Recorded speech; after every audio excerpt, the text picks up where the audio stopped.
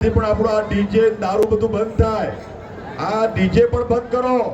અને હમણાં આવ્યા તો ડીજે માં એટલો બધો અવાજ થતો હતો તો આ બિચારો મહારાજ બ્રાહ્મણ વાત કરતો હતો કે હવે તમે આ ગફુલાર કરાવો ને આ પેલું કરાવો, કશું કોઈ સંભળાતું નહોતું.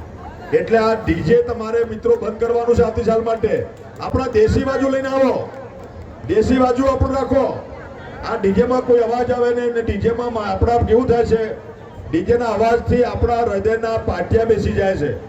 ઘણીવાર ડીજે નો એટલો બધો અવાજ થાય છે. હમણાં એક બે ઘટનાઓ એવી બની કે રાજા બિચારા પેલા વરઘોડા પર નીકળ્યા હતા અને ડીજે ચારે બાજુ ઠોક્યું બધાએ, અને એના મિત્રો બધા કે ભાઈ તારે વેઠવું પડે, હમણાં ઉતરાય ને, અને એને પેલો બ્રેન હેમરેજ થઈ ગયો, એટેક આવી ગયો.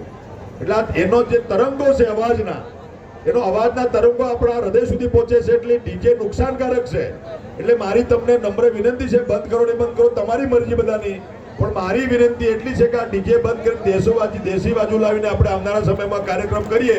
મિત્રો, આવા જ વિડીયો અને શોર્ટ્સ જોવા માટે આજે જ અમારી ન્યૂઝ રૂમ યુટ્યુબ ચેનલને સબસ્ક્રાઇબ કરો.